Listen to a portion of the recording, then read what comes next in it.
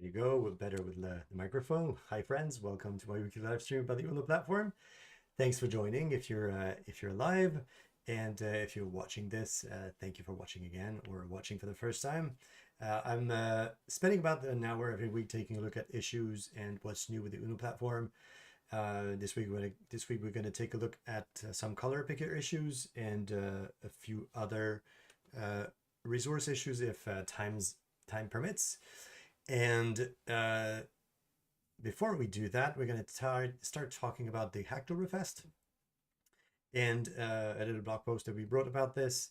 If you're new to this, Hacktoberfest is all about contributing to your favorite open source project, and get some goodies in sometimes, but also get to know about your projects and how they work, and taking some smaller or bigger issues if possible, depending on your expertise level. And Uno platform is participating in this.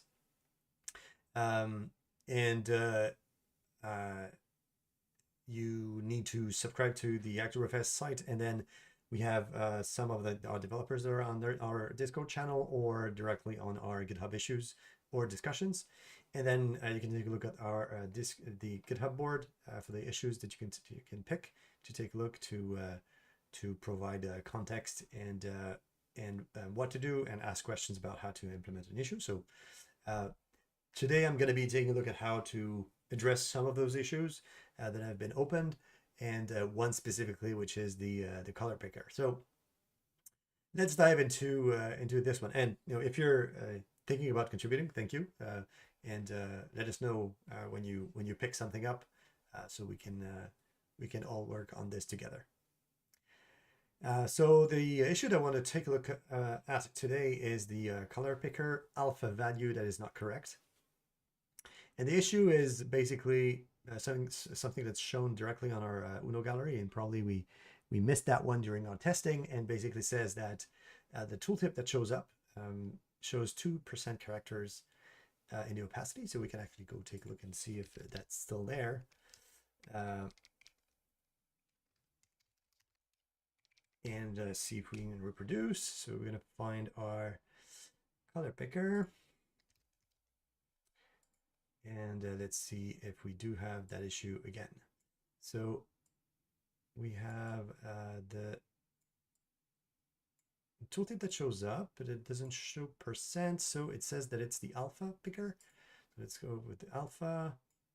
And yes, indeed, we can see that there's the 2% at the top that shows up. Okay, so that means that we do have something to fix. So how do we take a look at that? So I see that Limnai has joined. Thank you for joining. And thank you for answering and taking a look at all the issues that we have on the Uno platforms. That's very nice of you. So let's see what we have with this picker and alpha value thing. So the first thing that we need to do is see if we can reproduce it inside of a separate app. So we're going to be creating a smaller application and see if we can get to something interesting. So the issue is this one, and we're going to be creating a smaller application using the Uno template, and just include something and see if we can reproduce it in a platform that's easier to debug. WebAssembly may not be always easy to debug, so we're gonna see if we can get it to reproduce inside of Uno. Oh, also what we can do is just see if we can reproduce it inside the Uno solution directly. So let's go inside the Uno solution directly before we actually try to go inside of a separate app. So let's do that first. So first, what you need to do when you come up to the Uno platform is just clone the solution, and then inside the repository, you're going to find a file in the src folder that is named cross-targeting override.props. You take that file, you duplicate it, and then you're going to get a second file that's called cross-targeting override props. And in that file, you're going to be setting a certain set of values. And what we're trying to do here is to debug we're going to try to do the Skia version. So the Skia version is going to be this platform. So we're going to set it to Net 7 or Net 8. We're going to do Net 7 for now. And we're going to be opening the Uno Skia UI only solution filter. And this is done because the solution is very large, so we don't want to load everything. We're just going to need to load just one specific target. So now that we're done with that particular one, let's go and open. So let's see if we can get up maybe to the latest version. We're gonna go to, so Visual Studio is not happy with me with this one. I don't know. So I'm using the preview version and it's probably not doing what I think it should be doing. So let's go to, oh, there it is. It took a while just to get there. So let's check out the master branch. I'll explain the other branch soon thereafter, depending on what we're going to be doing afterwards.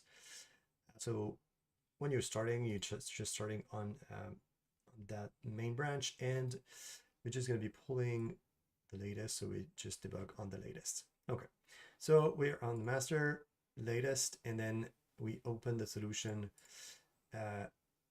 We open the Skia version, so the solution filter, so that we only debug the Skia version of it. One thing that you can do to enhance a little bit your build experience is to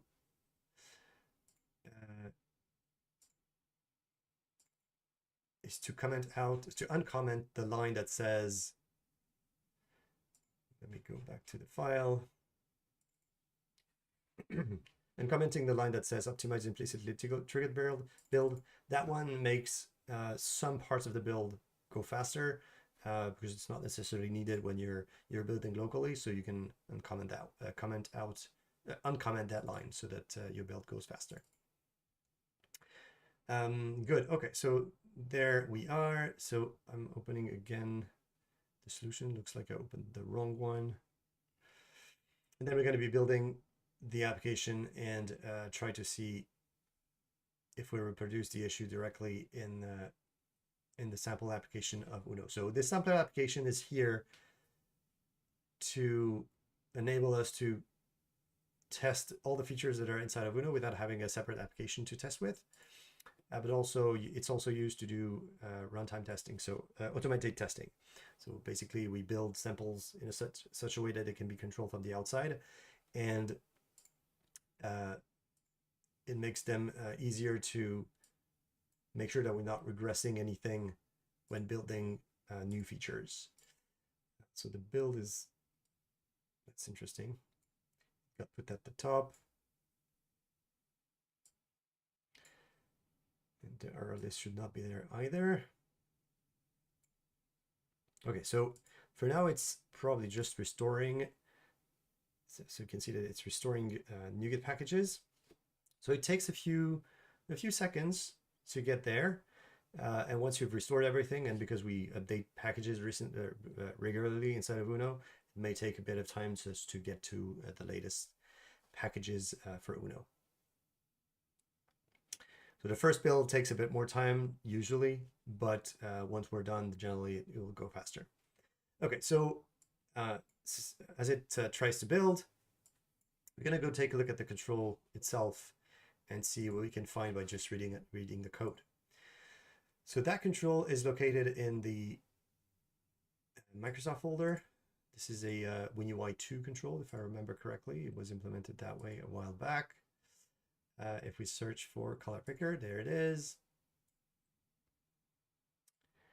So it's building, it's good. So let's go see what happens for, let's say, the ColorPicker template. So if we search for the alpha,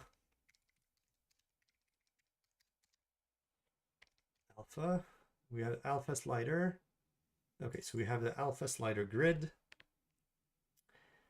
And inside we should be getting most likely a slider somewhere. We have a flu. Okay, so we have a ColorPicker slider. Okay, so we have a specific control that handles showing sliders. And the reason for this is the fact that the slider itself has a custom background, which contains which shows the alpha and the color depending on where you are. And the ability for that control to show probably the tooltip and its version, and the opacity or the tooltip that's at the top. So we're going to try to find where that tooltip is defined. So is there a style for this control? I would guess there is. Okay, so we can see that there's a style that is defined for this particular control. It has a template for a thumb. So that's the style for the thumb. So really the slider in the middle. So it's a circle, 2 circles, and so we can see 2 ellipses here, and so that's the style for the thumb in the middle, but that's not what we're looking for. Okay, the bill has failed. Let's see what happens.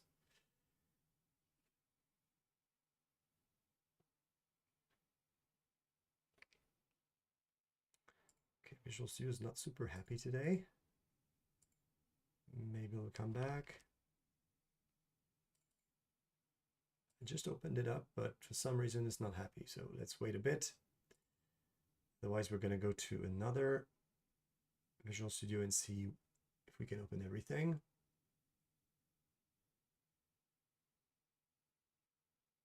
Definitely not happy.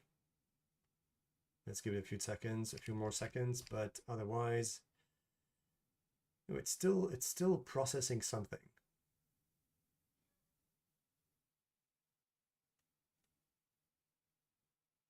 Okay, that's too long. Let's clear it. Oh, no, it actually stopped. Okay, so it's probably processing something that we don't know about. Okay, so it says GTK app doesn't contain something for configure logging for some reason. Just curious because it's supposed to be there. It's public static. Maybe I changed something in between. Let's try to rebuild and see if we have something that may behave differently. Yeah, you have that problem of Visual Studio freezing. Yeah, that happens sometimes. I don't know what that is. It looks like it's processing the errors that are inside of the log or something. Not super clear about what that is. But anyways. Okay, so we had the slider, thumb, and then we have a few visual states that are not super useful here. And then we have a thumb, and we have a few row definitions, and we have a tooltip here. So we have a vertical tooltip. And do we have an horizontal tooltip? Oh, there you go. Okay, so we have the 2 tooltips. Tooltip here and vertical tooltip. Okay. Okay, so for some reason, yes, I remember that one. So not sure exactly why that one's happening. It's been happening specifically for that version of Visual Studio that I have on that machine. Not sure exactly where that happens, but for now we're going to be removing the reference that we have there. It's going to be easier for validating what we have. Okay, so we have a vertical tooltip and a tooltip, and that means that those tooltips are probably referenced from somewhere in the code behind. So we're going to go to the source code for the ColorPicker slider. And the ColorPicker slider is trying to get the tooltip. There you go. We have the tooltip here. And we're probably going to be having the same issue with the vertical tooltip for some reason. Not sure when that mode is used, but doesn't seem to be used that much. It's mostly just a horizontal tooltip. Maybe it's an older feature that was implemented by the .NET team and never actually got implemented somewhere. Yeah, we can see that it's only defined in the code but never used, and in the styles but never used. Okay, that happens. Okay, so we can see that the app has started up. Oh wow. Okay, so we have a regression somewhere in it seems that we have a regression in our GTK backend. I have to take a look at that. Looking up on master. Let's see if our WPF version does it have that regression.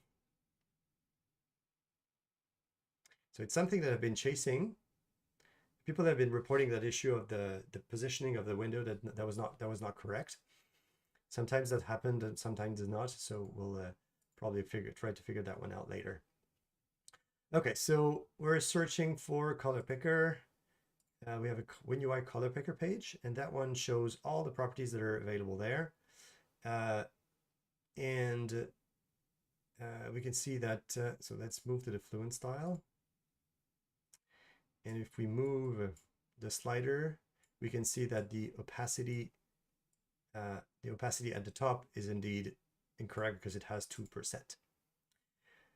So we're going to try to figure out why the tooltip string is incorrect. And we can see here that the tooltip content is being set multiple times, likely when it got focus, which is interesting, and probably a few other locations. We get on value changed event. Oh, there you go. So we have the tooltip that is being set to the content, tooltip string that is being set to the tooltip content, and then we try to figure out why we're having a percent value that's defined twice. So we can see that the slider has a specific case for the alpha version of it, and it's trying to get the SR tooltip string alpha slider and formatting the string, and the value is an integer. So it may be that the value that's defined in the alpha slider string here is incorrect. So we're going to try to find what that resource is. And to find out where that resource is defined, we're going to search for, let's go for the English one for now. So we can see that there are resw files, which is the resource files that WinUI uses for localization. And we're going to search for the English one for now. And we can see that the value is defined this way. And it feels like it's something that we're trying to convert. And so that's something that's interesting. So this is something that's used as an original format from WinUI. This is not something that .NET understands by any means, but it feels like the parsing should be handling this value properly. And it feels like it's probably stopping one character too early. And it's trying to read, something incorrectly. Probably should be stopping at that second value. So we're doing this because that file is used, it's the original resource file that comes from Visual Studio, from WinUI, the original WinUI, and we don't want to change the sources for localization. And quite frankly, given the size of the localization, you can see that there are many languages that are used for localization, and that means that we need to make sure that we're parsing that value properly. So let's go see how we're parsing that value. So we can see that there's a resource successor and get localized string resource, and that is doing something specific there, I would guess. So there's a get string, and by the looks of it, it's not doing much there. There's a get string, so it's not formatting the value, so that would be the string util here. So let's go take a look at the format string. And by the looks of it, we're using a regular expression that's probably not big enough to handle that scenario properly. And I don't have my my regex magic at hand to be able to parse that thing properly, but we can probably do some unit tests to validate that this behavior is the right one to start with, and not try to guess around of what this regular expression should be, because the thing is that it's just that one, but probably there's another way to validate it, but for some reason, so if we take a look at the original value, it says that it should be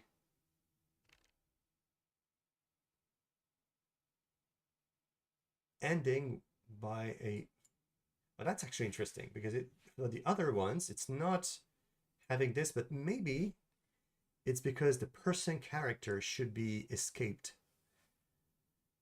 Because you can see that it's present multiple times, and that may be the thing that needs to be replaced. That is very interesting. Okay, so that may be easier to do. It may not have to do with the regular expression per se, but rather the fact that in the original string, when there's a double percent, it should be becoming just 1%. Now, that being said, should we be doing it before or after? Okay, so that I don't know. And what we're going to be doing is just add some runtime tests to validate. So I don't think we're validating this anywhere in runtime test. But oh no, there we are. We do have runtime tests. So there you go. So we have formatting validation, so that's good. And let's add some more. So we have validate formatting, so test icon. So that would be probably the second line.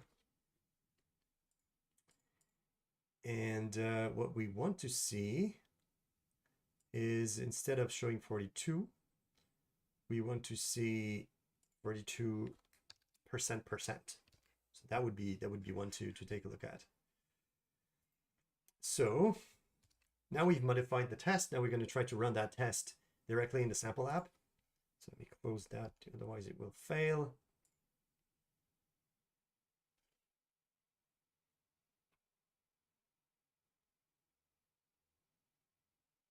So to access the runtime test, you go to that icon at the top, and you basically take the name of the test here, and you just paste the text, and then you run the test.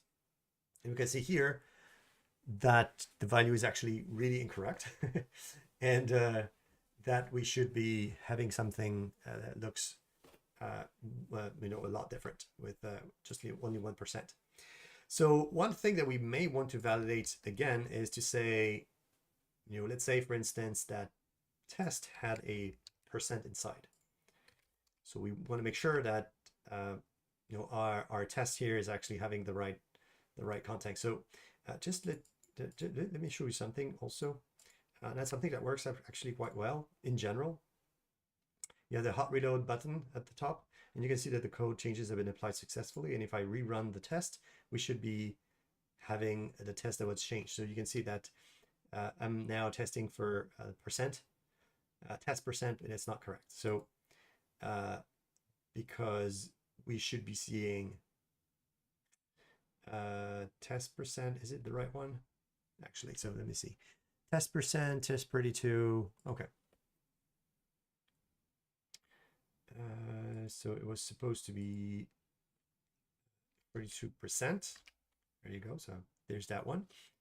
So test percent, test 32%, and then we have the person character that was set at that location. So let's try to run it again, which should be we should be failing the first one still. But we have the percent twice. So the test percent here, we have this, but in the actual value, we have 2%, which is not correct. So let's go and try to fix that one. Most likely just a simple replace should be enough. But we have to make sure that we're actually replacing the value at the right location. Should we be replacing the value inside or outside?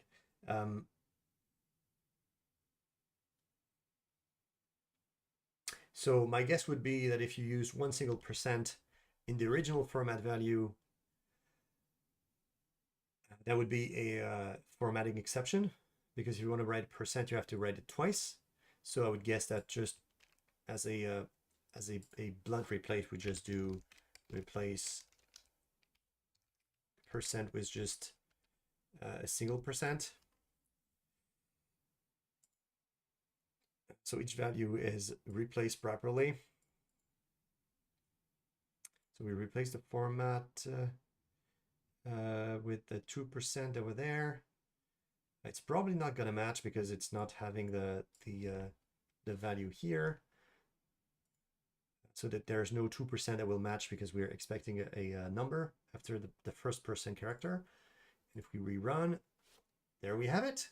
So we have a green test that happened to be working just quite right, just by replacing the fact that we had 2% here instead of 1%. So it's just the escaping of the replacement characters that are placed in the resw files.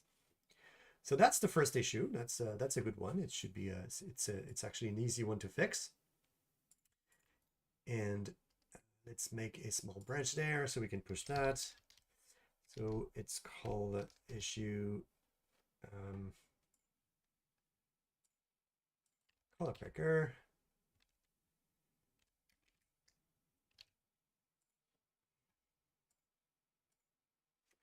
And it's a fix, so you use conventional commits for this. So conventional commit allows us to do proper changelog generation when we're taking the whole commits that were added to the changelog, to the history, the Git history. So that's why we're using this way. So we're fixing this. This is properly escape %in resw files. There you go. Okay, so that's the first one. Now let's take a look at the second issue.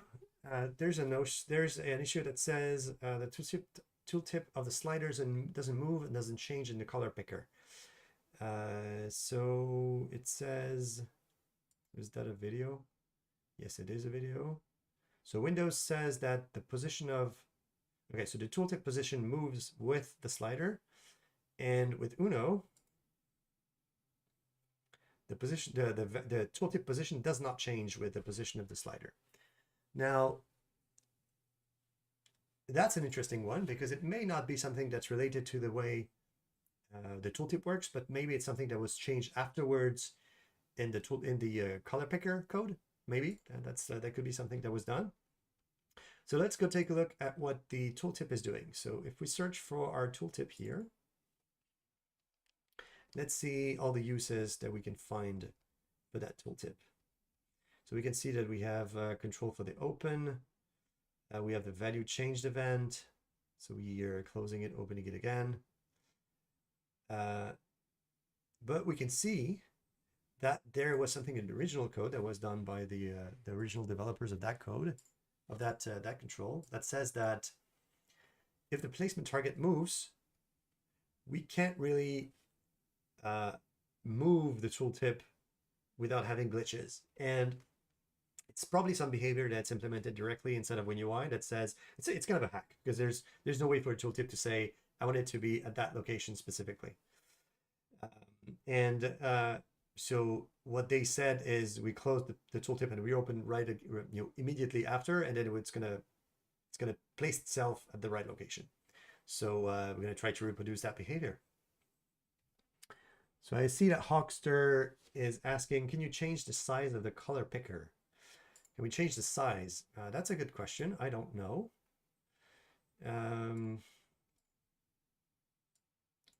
So let's see. It doesn't seem to change sizes here, at least. So let's see if we can test that directly, maybe in a playground.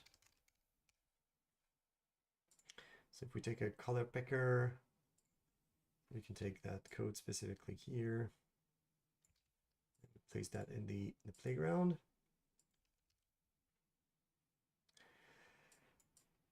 So can we change the size? It may not be that we can change the size. If we say with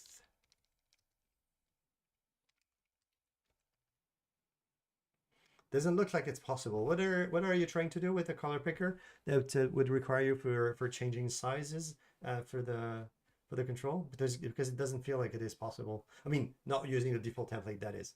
Maybe you can change it using going directly inside the style of that control and then alter its size, but it doesn't look like it's meant to be changed. Actually, let's go take a look at the size of that control specifically. It may be that it's actually explicitly set to be a specific size. The color spectrum grid doesn't have its size. Or maybe does it?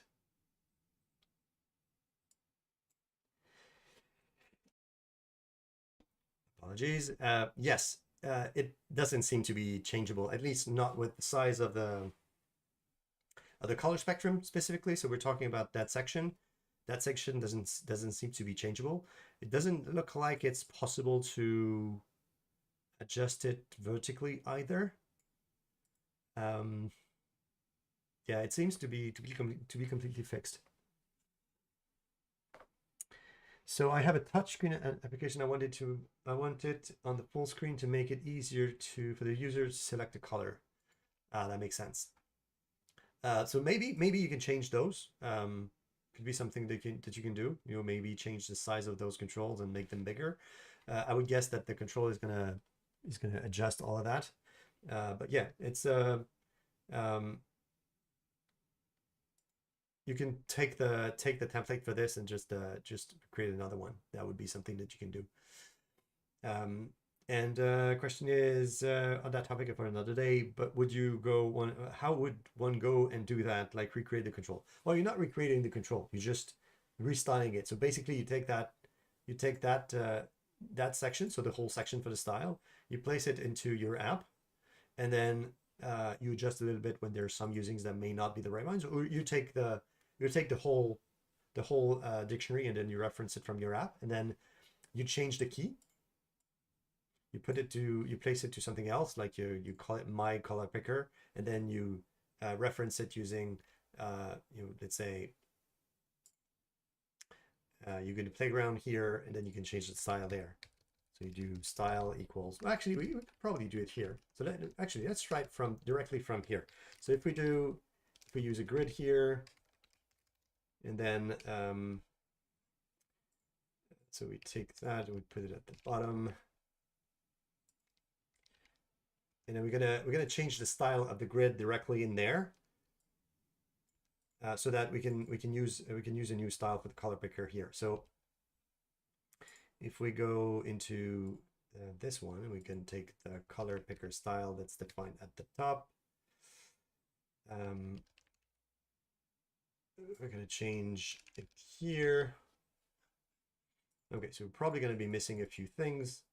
We can define them afterwards. So it says a known namespace, which is expected. So control is not something that we can use here. Then there's probably a few others. So you can see that there's contract 7 present. That one is certainly not useful. We can remove it. This is something that's only useful mainly inside of Uno. So we can replace that with nothing. It still says that unknown namespace is unknown. So let's see which one. Oh, it doesn't say which one. That's interesting. Okay, so probably should be changing that thing. Okay, so let's dive into which namespace would be used. That is incorrect. We have the ColorPicker here. We have the setter namespace. Where's the namespace? Maybe there's one there. There was some red here. Primitives. There you go. Primitives is not supposed to be here. Is there another one somewhere? There's primitives again here. Still no. Primitives again. Do I have primitives again? No. Okay, so that's not that one. What do we see? We have control, contract 7 not present, maybe. There you go. So there's that one to remove as well. And let's remove that one. Okay, still not working. What else do we have? So we have primitives, controls, maybe. No, controls not there. Primitives that we have removed, I think. Yes, primitives were removed. Contract 7 present. We have removed as well. And contract 7 is not present as well, but duplicate attribute name. Okay, so that one is a little bit different. It says that duplicate attribute error position. Not sure which one that would be. Oh, that's probably because I have a, oh, let me try that again. So when we do this, we have contract 7 present on one side and contract 7 not present on the other side. Properties of duplicate, and you can see that there's radius here that's defined twice. So we're going to try to find those radius x, and we're going to be removing the duplicates. So here we have duplicates for radius. And well, actually, let's remove the ones at the top because it's going to be easier. So we get duplicate here, another duplicate here, and another duplicate here. And still, oh, there's another one here. Oh, there's quite a few actually. Okay, so let's remove those. Contain add style. Okay, so that's better. Now what we need to do is create a resource dictionary at the top. Resources, and then we're going to put our resources there. So we go back to the bottom. Okay. So now we have everything parsed properly, and then we're going to name that differently. So let's call it my ColorPicker style. And we're going to be using that style at the bottom. Instead of the style here, we're going to be, oh, no, that one. Style, we're going to be using a static resource.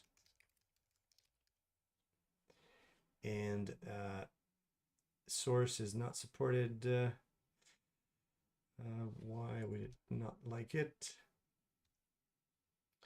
Binding source is not supported. That's interesting.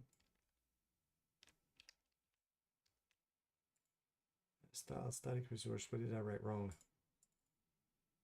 Maybe I used the wrong name at the top. No, that should be the right one. Binding source is not supported. Doesn't feel like it should be using binding source. So maybe there's another issue that's supposed to be happening. But anyways, that's probably something that's specific to the playground. If you change the if you do this the same way in your app, you should be having the same behavior, and then you can change the style at the top. Actually, we'd probably just do this instead and not use the style. That would probably just do the same thing.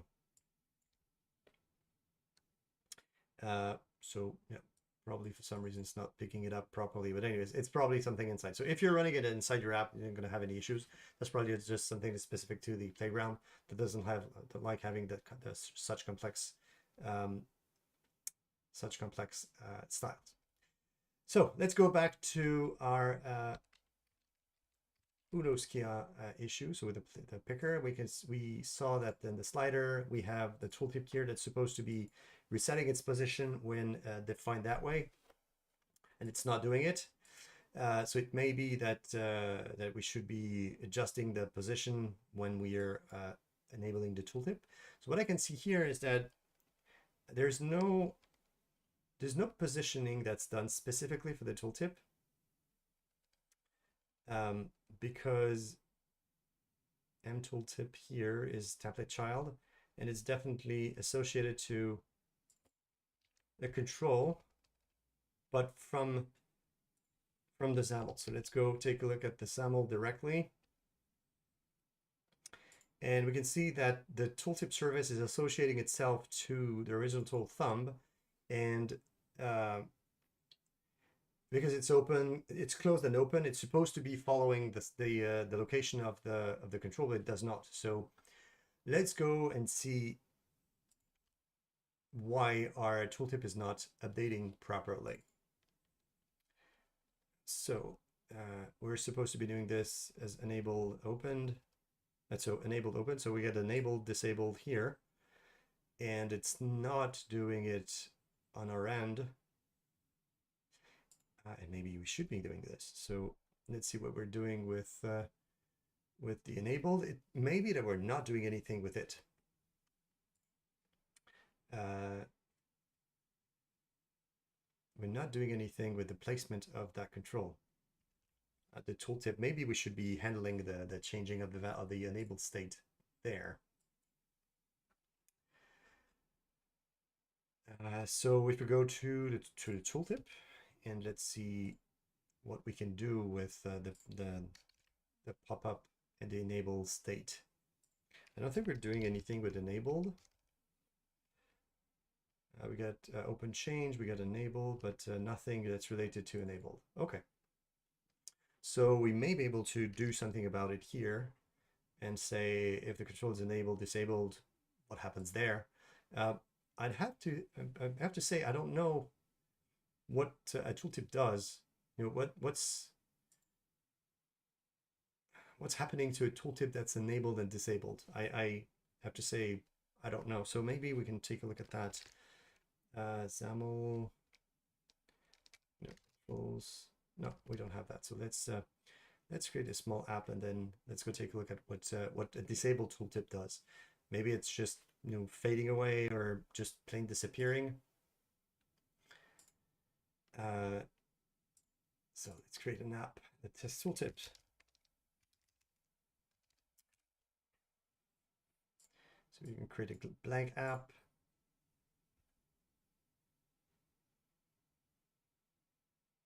I see McNets joined. Thanks for joining again. Glad to see you here every week. So we're going to be creating the same thing basically. So creating a not a tooltip, not a slider with a tooltip. It's not super useful. But we're going to create just a button with a tooltip, and we're going to try to change the position of the tooltip.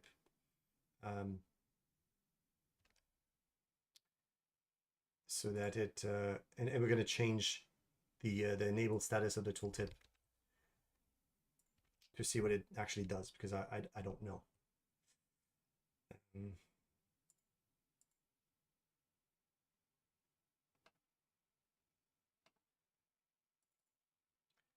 Okay, so instead of a text block, we're going to put a button in the middle, and we're going to put directly our tooltip service here.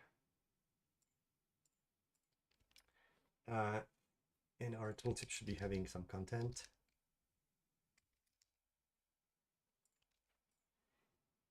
That's 2. And let's see what shows up.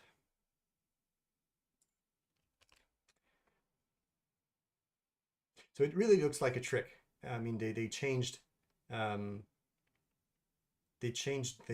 way the tooltip is behaving just by tricking the enable status so that it repositions itself. So maybe there's something different that needs to happen there. So I see McTest is asking, what's the difference between a multi-platform library and a cross-target library? Well, it's pretty much the same.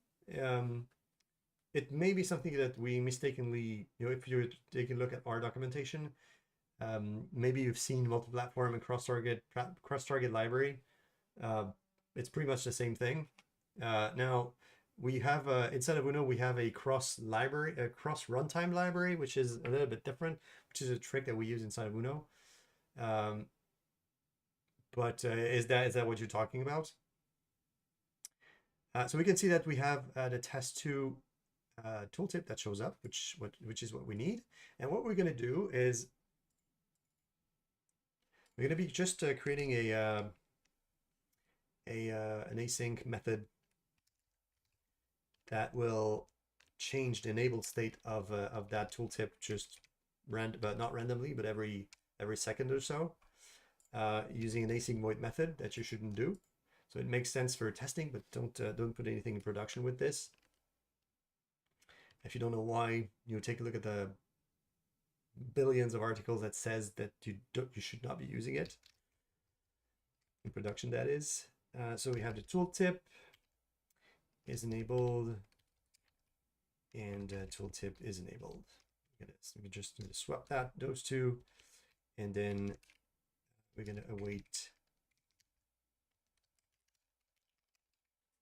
task delay. So every second, we're going to change the enabled status so that it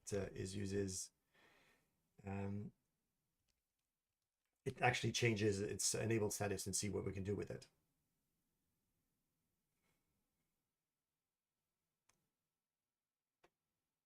So I'm clicking it. Okay, so enable, it's just showing it up and then not showing it up. So it's pretty much what it does. So it shows it's visible, not visible, depending on if it's enabled or not. Okay, so that makes sense. It's quite easy to manage. Interestingly, that means that it's enabled but not showing, but it's still present because otherwise it would have moved away. So it's something that we can probably implement properly, and implement the fact that when we're moving, when it's getting enabled, it repositions itself properly. So let's see if we have an override for is enabled. I think we do. Is enabled override. No, that's not the one that we need. Is enabled. On is enabled changed. There you go. That's the right one. So in this one, we should be probably just changing the visibility of the pop-up, I would guess.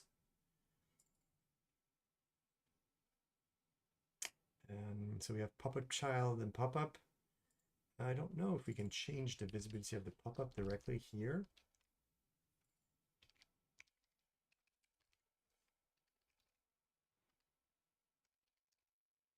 Visibility, there you go.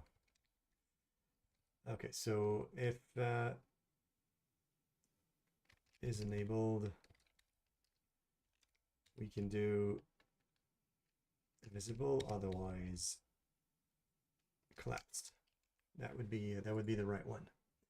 Now the problem is that if that value changes in between, may not be useful. But anyways, that's the thing. Now, when we're doing so that we have the ability to show and hide our tooltip. That's the right thing. Now, we should be placing the target properly.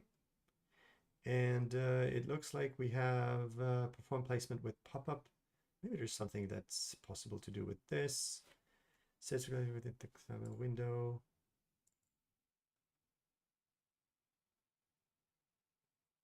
That looks like the right thing to call. So let's call this instead.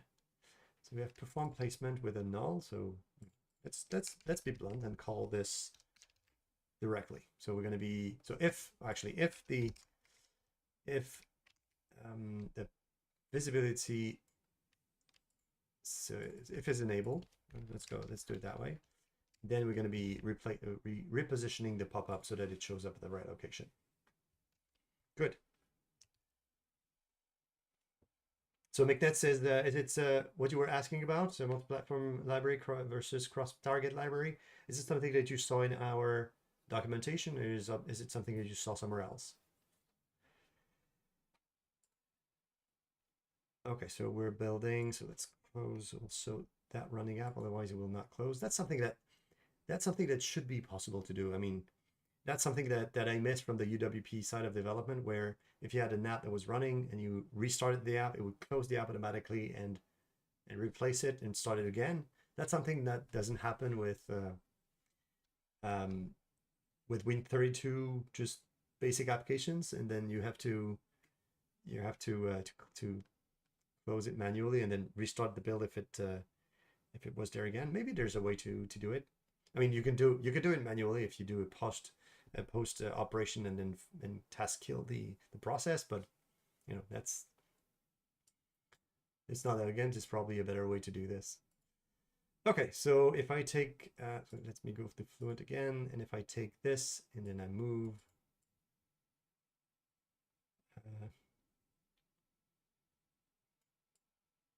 there's probably a little bit of so you can see that the pop-up is actually positioning itself properly, but it looks like there's a a pointer capture issue here, because when you move too far, the pop-up goes away.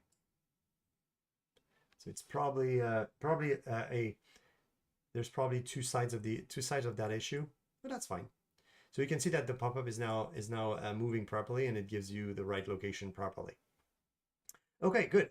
So now that we have changed the behavior of the is enabled changed, we have to test that it is actually working. And that one may be a little bit more complex, but let's see if we can get that running.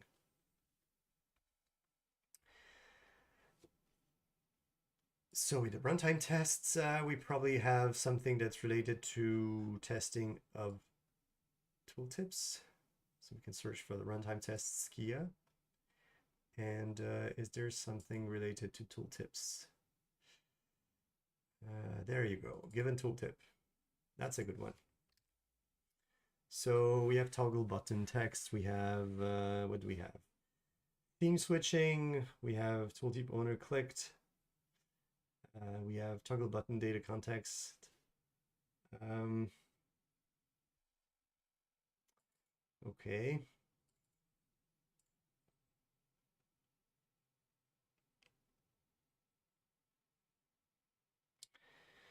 So what we could try to do is just make a button and place it somewhere on the screen, move it, and keep the tooltip open, move it, and then change the enabled state and see if the pop-up has changed locations. Could be something that we could do. So let's see what kind of testing we can do. So there's a tooltip here, doesn't show any tooltip, doesn't show any pop-up. We have the set tooltip. No, still no positioning here. Tooltip owner. Still no positioning, so that's not what we need. Do we have anything pop-up related here? Oh, there you go. Okay, so that one is pretty good. So this one is validating the position of the tooltip. It's actually trying to figure out the pop-up and the tooltip that's inside and try to get if the positions are right. But we can also try to figure out the position of the pop-up instead of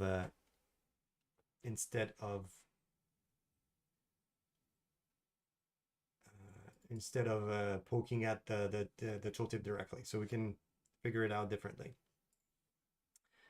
Good. Okay, so let's pick one test, and we're gonna duplicate. Well, let's duplicate this one, and let's create a new one. So when button moves and is enabled changed. That feels about right. So we need to make sure that we're closing all pop-ups properly.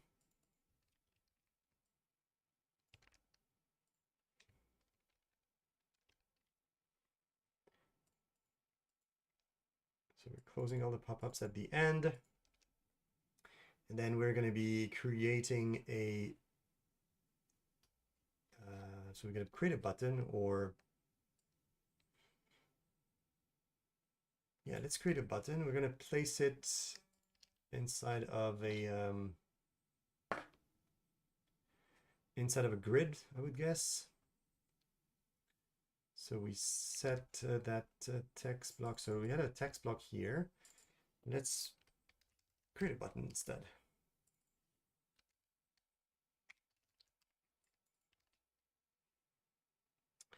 We have a button, and we put this, let's put this in a grid instead.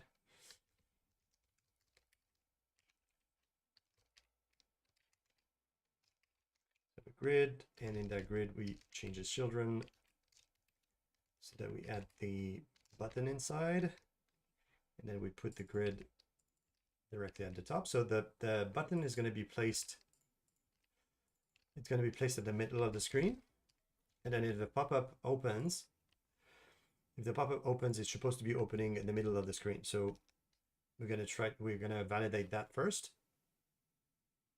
And then what we're going to do is we're going to move the tool. We're going to move the button so that it changes, for instance, alignment. So it goes at the top, and we're going to try to figure out if the pop-up still opens. Still opens at the right location.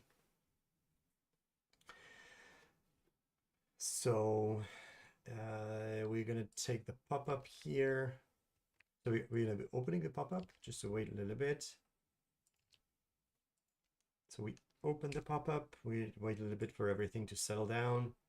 Then we look for the pop-ups, take for the first pop-up, and we're gonna take its position, if we can find it. Pop-up. So to take the position, the best way to do it would be to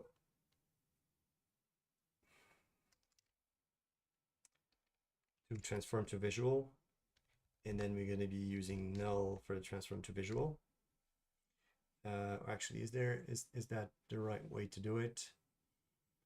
Yeah, that would be the right way to do it. So we have the transform here, and then if we want to find the position, we do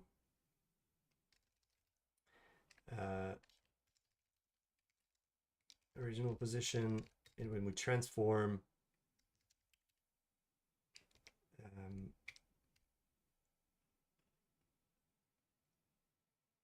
we transform a point, and we transform just 0, 0. That would be enough. So if we do point.0, if it exists, I think there's point dot. Let's go for a new point that way. It's probably going to be a 0, 0. That would be enough. Point is not available here. Let's add. Oh, not that one. We have system drawing that's available in the namespaces, but that's not the right one to use. Okay, so we have our transform point, and then we can go ahead and move. We can move the button. So to move the button, what we're going to do is just change its alignment. So let's go for button vertical alignment. Actually, let's go for horizontal alignment. It's going to be more visible. So horizontal alignment, and then we're going to be aligning itself to left, so it moves completely on the side.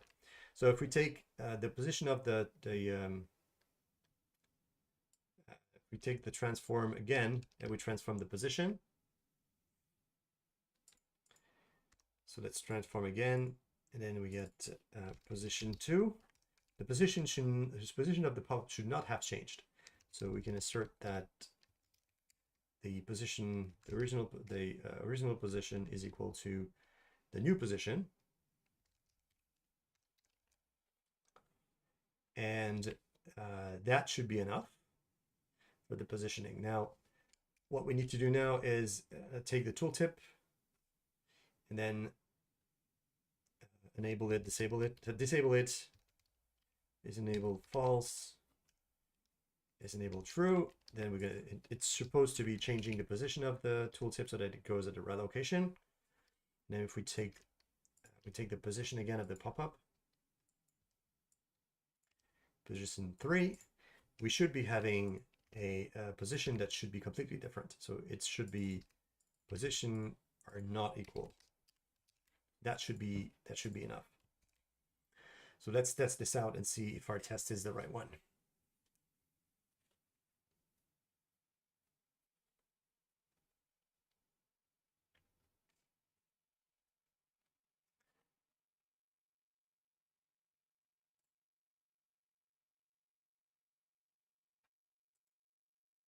Okay, samples apps building, getting there. And we can go back to our test engine here. So we're now going to our new test, which is the button moves. And let's see what we get. Okay, so the tooltip has not changed position. So that's interesting because the tooltip is actually being shown at the location of my mouse, which is completely incorrect. Okay, so that's not good. And it feels like maybe the tooltip is not associated properly with the button or something. That is very curious. It's not supposed. It's supposed to be associated to the button that it is attached to, but for some reason it's not doing it. So let's go find out if there's something that we need to change in Tooltip. So we can restart the app and go with the debugger. And let's see, for instance, if we change the enabled state.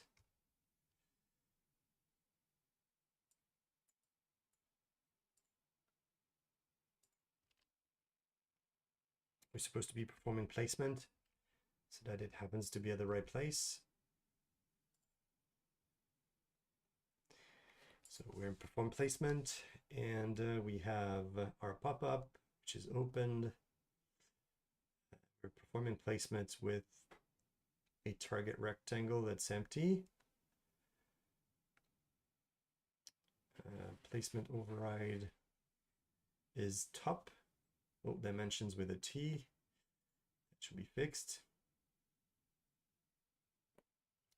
So we get a virtual offset, which is not super useful here. Non-mouse placement with pop-up. So it looks like the input mode is mouse, but I'm not sure why we get some value here. Oh, okay, so that's interesting. So we have something different there. Placement is top. Okay, we should be going into perform non-mouse, and we have the origin that's defined, the target. We're loaded. We have a pop-up. We have a placement. Then the visible rectangle. So that's the visible rectangle of the full window. That's a window rectangle, just a little bit smaller, I would guess, but not too big. No, there's nothing. The rectangle of the window is 0, 0. And now we get the placement rectangle for our element here. And we don't have any placement rect. So that is probably that looks like it is the problem. Okay, so get doc. That is not useful. So if the placement is empty, which is the case, that means that we're using the pointer position to place the item, which is not what we want to do. Okay, so that's the current issue. So we're invoking the positioning of the tooltip using the placement rect, but that's not the right one. So we need to adjust the placement rectangle so that we're calling the perform placement with the right position. So let's see who's calling this. Perform placement internal. We have another method. We have perform placement.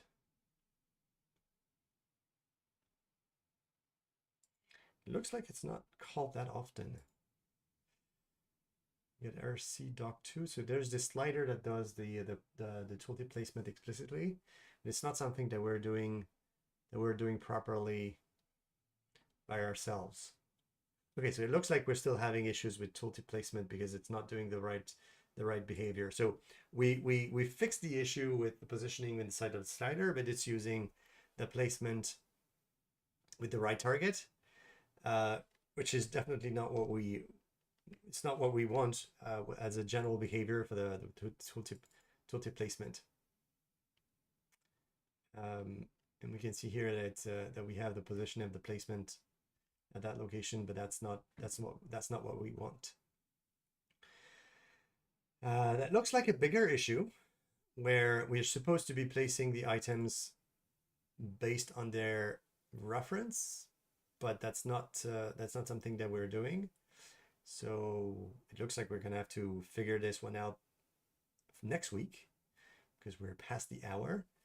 That was a deep one, going into the weeds of the tooltip. It was interesting. Discovered a few things that I didn't know because that's code that we imported over, so we don't know necessarily don't know exactly everything that's happening when porting over those control. So we actually found out that there's a feature that we have not implemented, which is enable, disable, that changes the position of the tooltip. So we're going to try to implement that. And that's it for today. I hope you liked it. And until next week, happy coding. See you next time. Bye for now.